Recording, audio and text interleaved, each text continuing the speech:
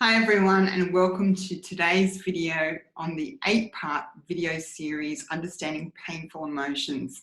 Today's video is all about the emotion of guilt.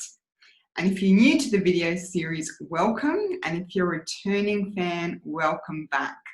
My name is Renee Zaia. I'm a relationship and life coach, helping people to make the move to create lives and relationships that they truly thrive in.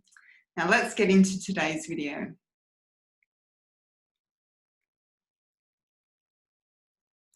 So today's video is about understanding the emotion of guilt. And we're going to be covering the scale of guilt-based emotions, the positive purpose of guilt, and also the impacts of guilt. So guilt is one of the 6 umbrellas of painful emotions, along with anger, fear, sadness, shame, and hurt. So what is guilt? It really is a feeling of worry or unhappiness after we've done something that causes harm to another person or a group of people. And that sort of harm could be, physical, mental, emotional, or creating some sort of loss. When a person has done something against their own moral values or the values of another, that can be another indicator of guilt. And guilt may also trigger other emotions. So a fear of rejection if we've done something that has hurt another, or the fear of the consequences of our actions. And it can also trigger related emotions of anger and frustration with ourselves due to our behaviour. And even in some cases may trigger us to blame other people as well. And guilt may trigger also sadness about the consequences of our behaviour as well, or just even the fact that we've gone against our own inherent values and morals and codes of conduct. So that's guilt. But just a reminder about where painful emotions come from. So as humans, we're all trees in the same forest, but we are different, but our root system is the same, but made up of different parts. We all have a past, and that includes positive and negative experiences, and for some people, trauma as well. And that influences or determines what our limiting beliefs might be. So a limiting belief is basically a thought on repeat, but it's a negative thought, and it's usually described or spoken about in absolutes.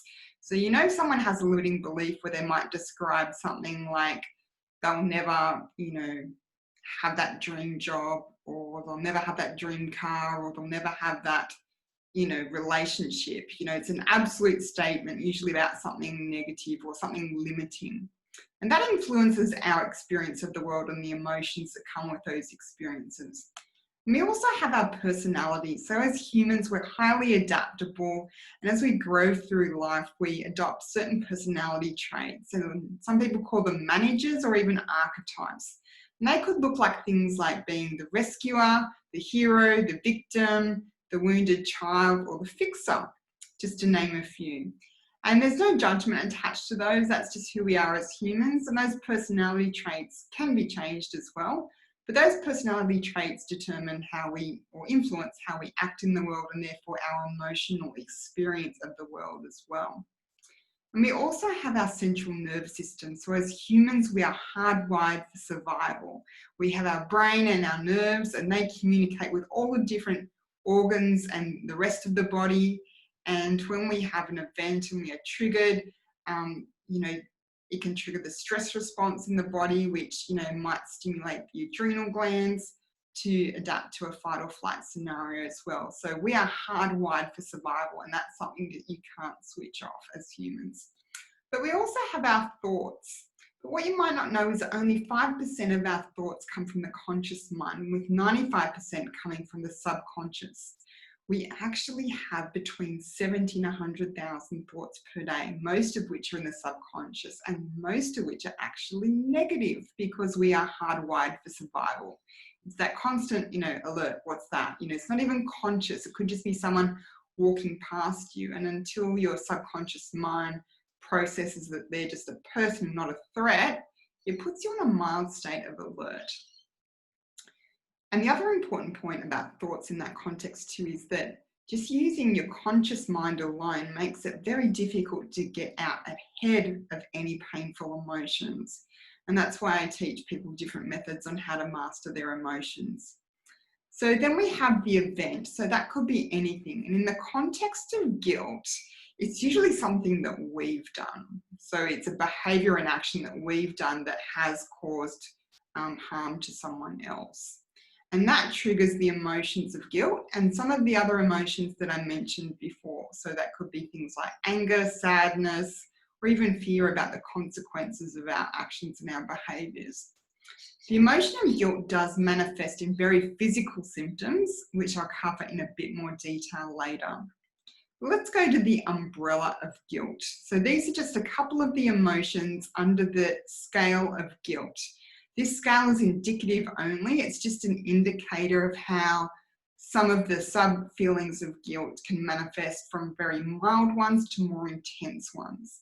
This scale is based on my own perceptions, and you might have a different view about where certain emotions are on that scale, and that's completely fine.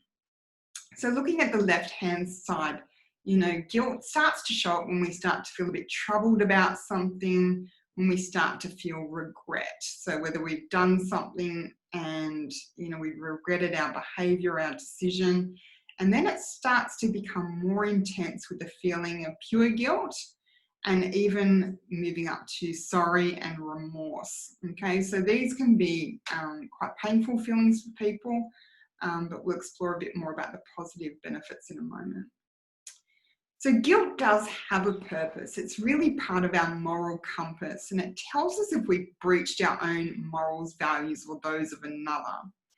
It can help us to maintain or preserve relationships that are important to us. So if we've done something wrong, it usually compels us to take corrective action to either make up or repair the hurt or damage that we've caused.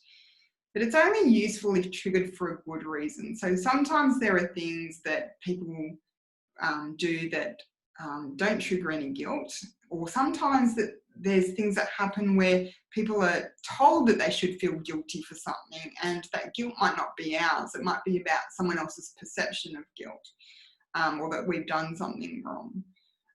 We might be being blamed for something and it might not be our fault. So you always have to challenge or question whether, when you're feeling guilty, about whether it's because you've breached your own moral code, or whether someone else is trying to project their feelings of blame and guilt onto you.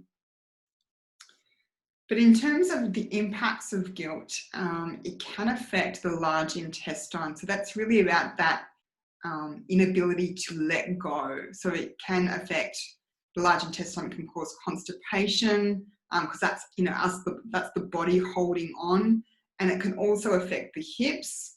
So the hips is also linked to, in energetic healing, the base chakra. So base chakra is about our sense of survival, and our linkage to our tribes and our communities and our groups. And extended guilt can also even cause migraines. From a mental health perspective, it can escalate to depression, even though depression is part of the sadness family, and can even escalate to even things about fear or anxiety. Sometimes we become quite anxious about the consequences of our actions if we do feel guilty about something that we've done.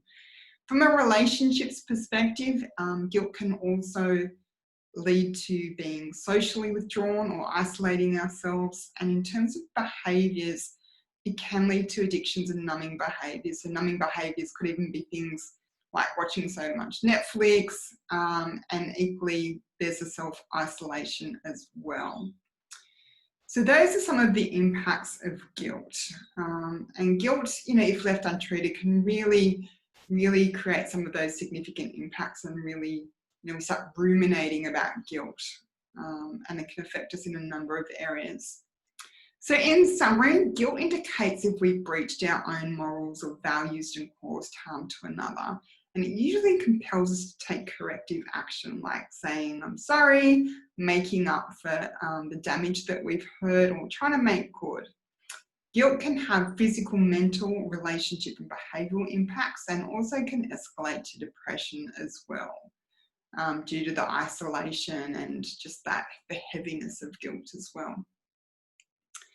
So if you are experiencing a lot of guilt and need some help with that, I do encourage you to reach out to a professional therapist, life coach, counsellor, or even a holistic wellness practitioner to help resolve guilt. And there's also further support at Beyond Blue as well. So that is today's video, and the next video is actually going to be a big summary and wrap up of the Understanding Painful Emotions series. So we're going to go over some of the highlights of what we've learned so far, and we're actually going to bust some of the myths around ways to master our emotions. So they're just the myths. And if you've enjoyed today's video or you have questions or comments, please leave them in the comments field below, or you can message me privately if you have a particular question that you'd like to be answered privately. That's all for today. I hope you enjoyed today's video. Take care, and I'll see you in the next video. Bye now.